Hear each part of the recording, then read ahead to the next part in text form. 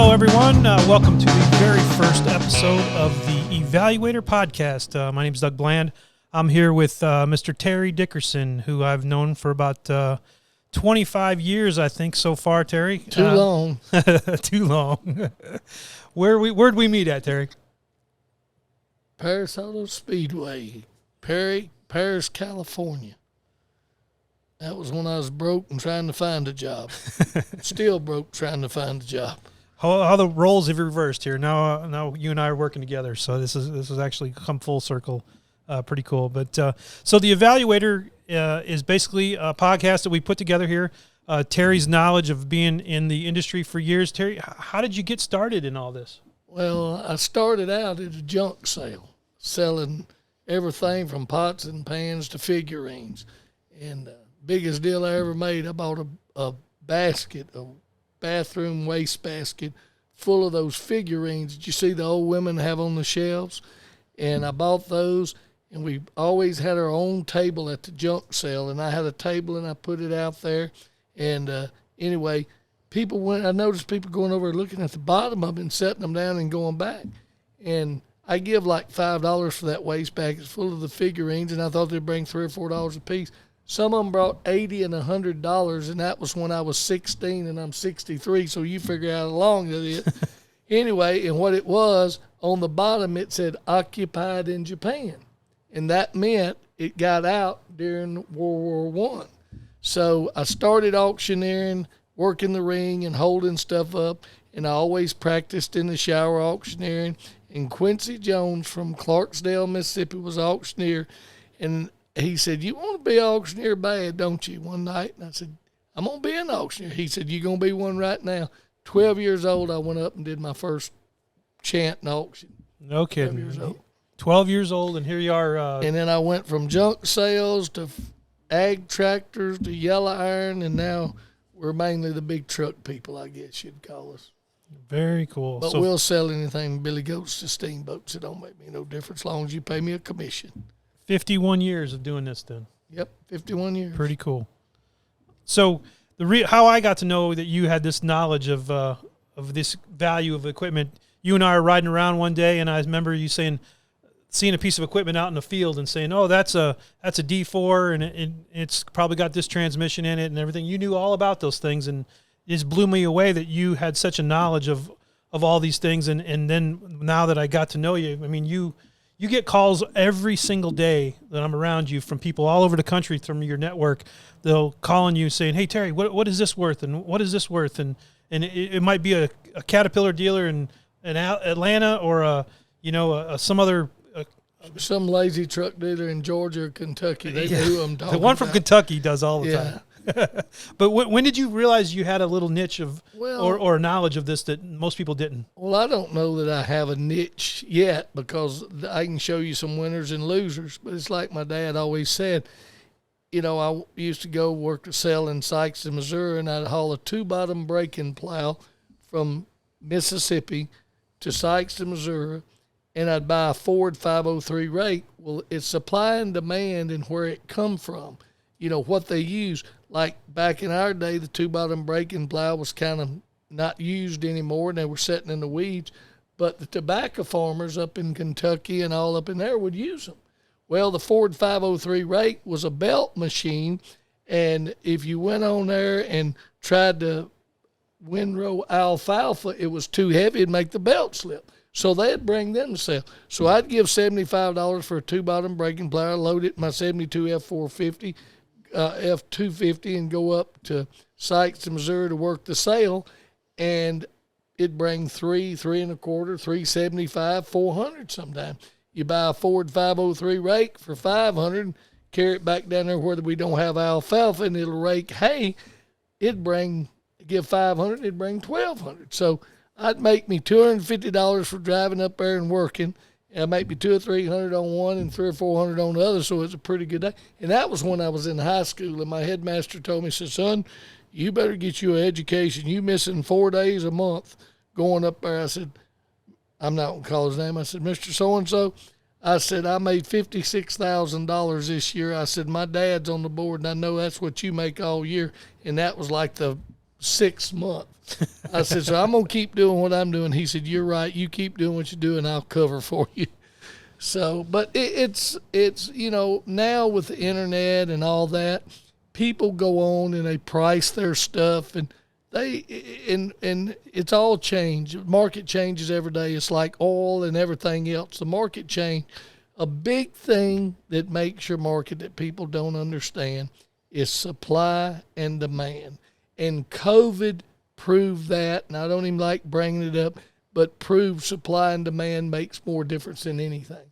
And the whole thing with the factory shutting down and less inventory and the people still wanted things, I'll be honest with you, when COVID came, I don't know where the money came from.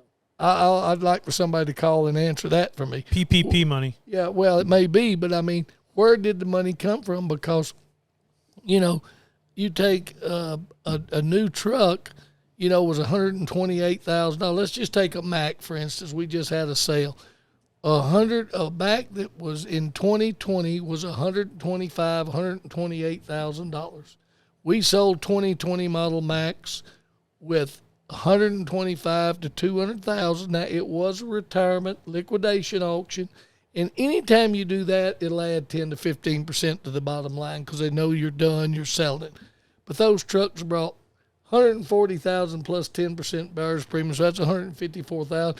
That's almost $25,000 more than they brought new. But why? Than the sticker price of what they bought it 2.5 years ago. Yeah, but why? If you order a Mack truck, I just talked to you, heard me call him, call one of my dealer friends. I said, if I order a Mack today, when can I get it? He said, well, I'm ordering for the third quarter. My allotment is already filled. He said, I don't know that I have any allotment left in the fourth quarter, so it'll be 2024. Well, if you lose 8-9 months of running that truck, what did you lose? You just well go ahead and pay the price and get it in circle, because if you don't, somebody else is. So with all that knowledge, you were in and out of different businesses. You always kept coming back to the machinery business because that was your knowledge base that you had. Yeah, it's the auction business. I will tell anybody, Machinery Auctioneers has grown from $500,000 in 2010 to we did over $100 million last year, but it is probably the best place to sell, whether it's with Machinery Auctioneers or any of my competitors. I won't run any of them down. If they do the right job, the auction prices is going to be one of your top prices because, number one, you've got people online from all 50 states and 20 foreign countries we've had, and you've got 250 people in there looking at it. Well, it tells the people online, if we say, hey, we got it on the floor, that man online feels a lot more comfortable because he says, that man's bidding on that truck or tractor. He's there. He went out and looked at it. If he'll give $50,000 for it, I'm going to give $51,000. He gives him some self-confidence. It's almost like a built-in insurance policy. Exactly. Now, that don't mean it's always right. I always tell everybody, you want to buy online, that's your business. But we sell as is, where is. We try to tell you if we know something's wrong. But we don't get out and go drive every truck 100 miles. And you can drive a truck 10 miles and it'll do fine. You drive it 11 miles and it breaks down on you. That's just the process of a used truck. So you touched a base on it. That was my next question with you about when forming of Machinery Auctioneers. How did you guys get started with Machinery Auctioneers? It was funny. We started out, I had a work for me, good kid. He, for some reason, wanted to be an auctioneer.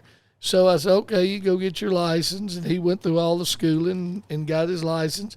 I had let my license expire because I used to work some car sales. And anyway, I got my apprenticeship under him, and we were selling FEMA trailers. After Hurricane Katrina. Yep. We were getting them, pulling them in from Louisiana and Arkansas and everywhere.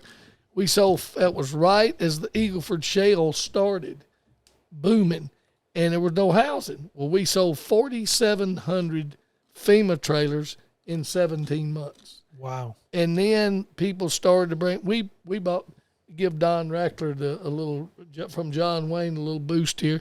Don bought out all of the 10 and 12 SEER air conditioners when they come out, had to go to 14 SEER. and he had warehouses full of them, and I bought them from him, and I would carry them, and a lot of the people on the east side and everywhere, we sold them in Weatherford at a sale. They bought them to put in their rent houses, because they didn't care if they were 10 or 12 SEER. But we sold everything from air conditioning to wrought iron fence to then we got into pickups and cars, and we got into big trucks. We had big trucks, and my past partner, who's a great friend and still, Lloyd Tausch, he came to my sale and bought some of the FEMA trailers, and he decided to sell his trucks. And he said, come on, I want you to look. He sold his quarry. I went and looked at his truck, and I'll never forget, I did my numbers, and I told him, and I added up, I misadded $300,000. I can't remember the number. It's like 2.9 million, and I told him 3.2. Anyway, I wake up the next morning, I go, holy crap, I misfigured that. So I called him. I said, Lloyd, he said, I know you misfigured. I said, but I'm a man of my word. I said, if I have to pay you out, I said, 3.2 is what you'll get. He said, I ain't worried about it. Well, when we ended up doing it, brought 300,000 more than I said. Because one thing about me, I'm very conservative, very, very conservative. Because I'm not going to tell you, hey, I'm going to give you the moon and give you a little piece of rat cheese. I'd rather tell you it's going to bring 10,000, it bring 15,000. You can be mad at me in the beginning, but it's all about the ending. It's just like being married. It ain't about the beginning, it's about the end. So I've heard you say to people, look, this truck does not run. So if you buy this truck and you get in it and you drive it off the lot, you've got the wrong truck. You have to tell people. You have to give a description they understand sometimes, because they are brought into the motivation of a sale and of the competition. And like I do auctions. I do, how many hours I do? 200 a year hours of auctions. And you know what? I can go to auction and I'm the worst buyer in the world because I give way too much, and I know it. That's why my kids used to say, Dad, you don't need to go to the auction. You don't need to go to the auction. My employees, my nephew Trey, he said, you don't need to go to the auction. You just let them do it. But, so that old saying that the sales guy is the easiest guy to sell. I guess. But, yeah, it's... So let's talk about the trends a little bit here. So obviously you mentioned a little bit about COVID and how that affected the pricing structure and everything that's happening in the industry right now. But one unique thing that just transpired was we actually did a liquidation retirement auction, and the gentleman basically figured the value of his company not based on EBITDA and all that type of thing, but just solely on the value of his used equipment that was currently in the fields working. Elaborate a little bit on that. Yeah, I think John Piles, who we're talking about, and he don't care if we tell it, but, we go out and we give a written guarantee. Well, I guaranteed him $5.2 million, and we told him, says, we're going to be conservative. And I said, he said, oh, I think it'll bring $9 million. I said, John, you got the wrong guy. I don't see it ever bringing $9 million. Well, anyway, we end up doing it, and we told him, said, look, we think 5.2, but we think it'll bring 6 to 7 million, but we got to be careful. We got to be conservative. He said, well, you know what? I'm ready to be done. And he was done. And, you can go back and look at YouTube. We did an interview with him, and we made the process really easy. We went in. We do things that other auction companies don't do. We got everything running, which most of it was running. It was probably the easiest we've done. Was running. We got it washed, cleaned, lined up, worked with the banks to get the titles and all that. And I just signed off on his deal. It brought over $9 million is what it brought. I take it back. It brought $8,901,500. Wow. Oh, yeah, it makes me look really smart. I guaranteed him 5.2. But guess who's happy? You got a happy customer. Yep. I'm not going to go in and tell you that it'll bring $9 million and it brings 6.5. I can watch my bank account and they make a mistake for $10 and I go back tomorrow and see it and we ain't spent a dime and that $10 gone. I'm mad. I want to know what I got. So that's what's in the future. So if you were to look in your crystal ball of evaluating stuff and how things are changing with the times, what do you see here in the next 18 to 24 months? Well, I feel like like pickups and cars and that stuff got completely out of hand. Unfortunately, there's going to be a lot of people that's going to be upside down, and they're going to be driving cars that have 200,000 miles on them to get them paid for. But I see the pickups have already came down. I mean, they've came down, I'm going to say 5 to 7%. And it's because they're getting new ones in. They're getting the supply and demand. The supply is picking up. The big trucks is going to take longer. Construction equipment is going to take longer, even though the construction equipment's kind of held pretty steady all through COVID and everything. But, a lot of people are getting away from owning. They're getting away into renting and leasing, which I'm not a fan of, because you lease, if you've got the right lease where they work on it and take care of it, yeah, it might work. It just depends on your business model, and whether it's oil field or dry vans or pulling, bull wagons. It all depends on how you're doing, what you're doing with it. So supply and demand, obviously, as you just mentioned it 3 or 4 times since we've started today. What is the most hard to come by item right now in all? Since, like I said, you auctioneer all these things, you're giving out evaluations every day. What's the hardest thing to come by? Low mileage, nice Peterbilts and Kenworths, and Max. If they're low mileage and nice, we sell mostly oil field equipment. But when we sold some Peterbilts here not long ago, and everybody was hitting them, they were 2020 models. Everybody was hitting them at 140,000. They'd been pulling butane trailers on the road. Super clean, everything. Everybody was hitting them at 140. We told the guy. He said, I want 140,000. And I said, well, they're going to bring more if you put them in the sale. He said, no, I just want 140. We bought them. He brought $160,000. Guess what? The next time he listened to us, he put them in the sale. He gained $8,000 or $9,000 by doing what we told him. Our first obligation of any auctioneer should be, hey, this is what it'll bring. This is what we can do for you. If you want to check today, we'll give you that, but we're going to back it up 15% for tying our money up and hauling it and all that, Which that separates you guys as far as machinery auctioneers from, Ritchie Brothers and the big guys. Well, because you're just another number on a spreadsheet for them. Yeah, we're not a big Ritchie Brothers. We're, I tell everybody, if you've got a 2023 model with 10 miles on it, Ritchie Brothers probably the place to go.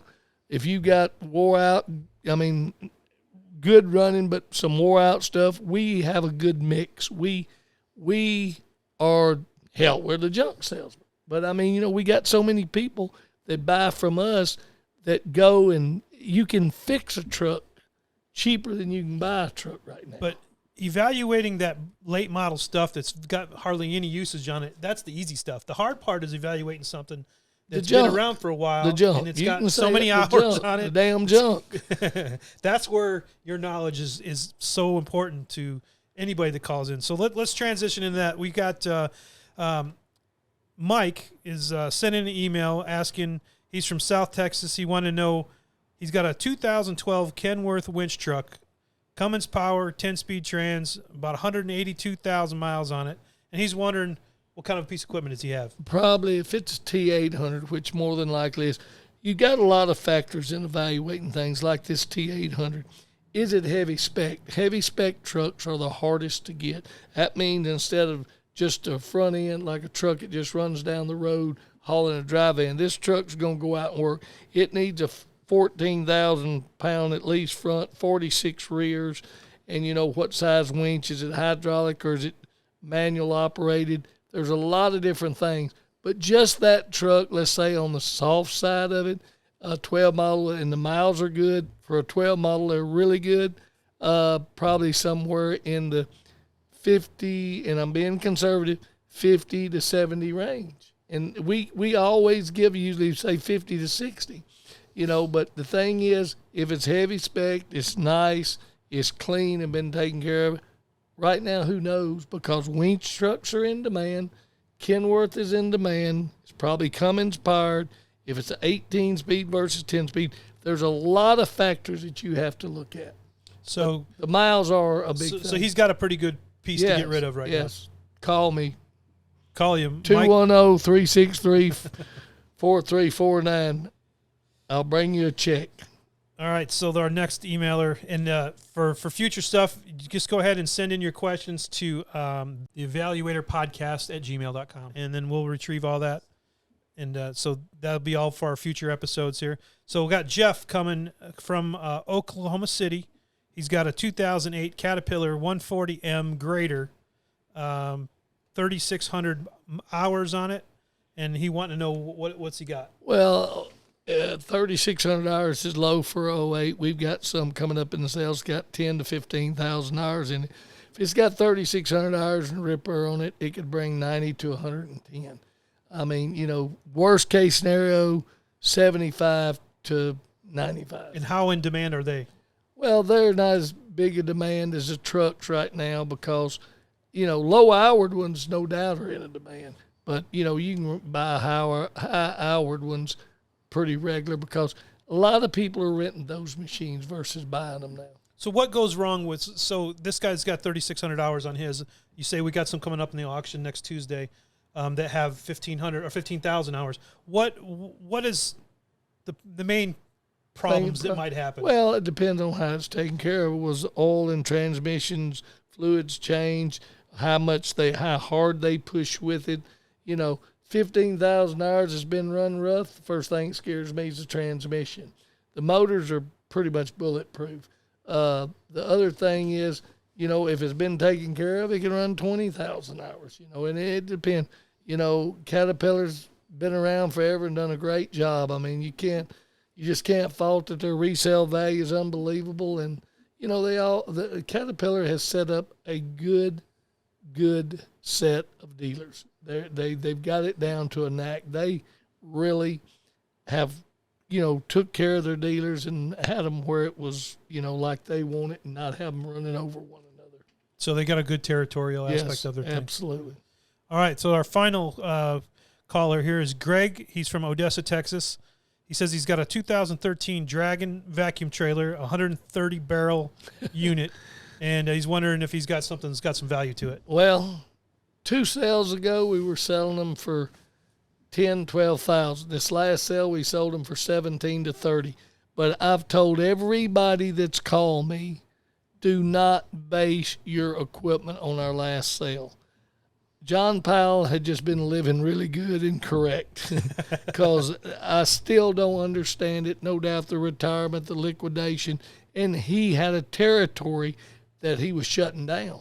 And so there was opportunity to go into his territory, buy the machines, and do it.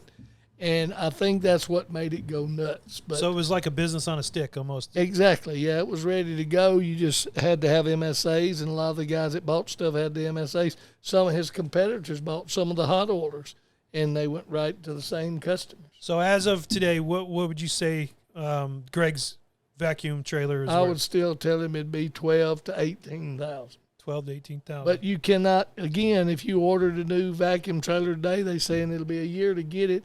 And where they used to be 52,000, they're now north of 80,000. You can, like we're getting trailers redone. We're buying old trailers redone, carrying them to level land up to where the old Whirly plant is. Joe Hughes bought it, and we're sending them up there. They're sandblasting, primering, putting Tenemic inside the coating and painting them with new tires. And we spend $14,000 to $15,000, and we're selling for $35,000 or $40,000. So it's a new trailer. It just depends on the year. So it's just refurbished. Yeah, completely refurbished. Very cool. All right, well, so you guys have an auction coming up, a week from, the 28th of February? Week from today, we'll be in Odessa. It will not be as big as our last sale because we just can't find the stuff. And, if you've got stuff sitting in the weeds, guys, and you think you're going to wait and get it out and run, one of the worst things that I see with the oil company is parking stuff. They park it if they think something's wrong with it. And, we go to some of these big customers of ours, and they say, oh, it's got a bad motor or a bad transmission. Or like we had one company bring a 1-ton truck, said, oh, the motor's bad. Our mechanic took exactly about 15 seconds and put a fuse in it, and it cranked and run. When we sent the man his settlement, he goes, oh, no, y'all must have got the wrong truck. Well, you got to realize these oil field guys, mechanics, all the boots on the ground, they're worked till they're worked ragged. And sometimes they just don't have a good day, and they'll say, let's push it to the side. Well, that's where we come in and evaluate and see what the best to do with it. You know, and I think we're very honest with the people about it. We don't charge a bunch to go do that. We just cover our time and our labor and our fuel.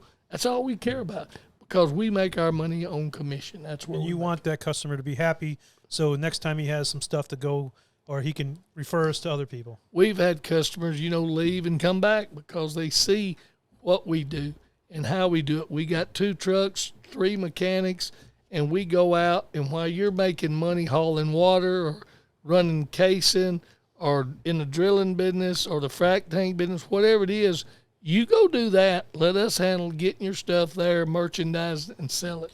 So would you say that with COVID and how everything is done virtually now with the auction business, that it's turned it from a regional company to a global company? Oh, yeah. And I can remember when Justin told me, we got to get on the internet, Dad. And I go, you're crazy.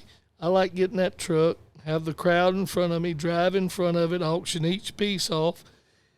And then he finally talked me into getting the internet. We got the internet and got with Proxy Bid. And then I noticed how it works. So now my first question is, does the internet work? Does the internet, is the internet up? Is everything good? And now that we do it on pictures and stuff, there's a lot of people that fly down and see, like this last sale, because of what it was. We had tons and tons of people in Karnes City. But it's a lot of times people buy stuff. And we're not here to mislead anybody or anything. I suggest highly, if you're interested in a piece, go to that location, carry your mechanic and check it, because we want you to understand if it needs a transmission, if transmission's missing out of it, we're going to tell you. But we can't tell you, hey, this thing's going to drive. We have people call and say, will that truck make it to Minnesota? My brother will say, well, it made it from the front gate till in line, we know that. So yeah, and because you're going off information that the customer told you, as well as what your mechanics had a short time to pull it in line. We do listen to our customers, but a lot of times we just take it with a grain of salt and pick it up, figure it out for ourselves. Right, because they're obviously going to want to get the most out of it. Yeah. Well, guys, that is the wrap for our first episode of The Evaluator. Terry, thanks for being here. Yep. We're going to do this quite often, so tune in to all your outlets where you get your podcast information. Again, the 28th, 9 a.m. Central Time, machineryauctioneers.com. They'll be back at it. You'll be able to hear his voice out there selling all the items. It looks like there's a heck of a lot of stuff coming up. Just go to catalog and see what's going on, and we'll be back here. Send in the questions. Yeah, send in the questions, and we're here to evaluate your equipment, tell you about the upcoming trends and what you think your stuff is worth. Well, like you said, whether it's a Billy Goat or what'd you say? Billy Goats to Steamboats. Steamboat. So if it doesn't have to be a semi or a... What's our new website? Hell, I thought, why don't we got them going to machineryauctioneers.com? We have theevaluator.com too, but still developing that a little bit. You can go to either one of them and we'll figure it out. Perfect. Thanks again, everybody, and we look forward to seeing you again.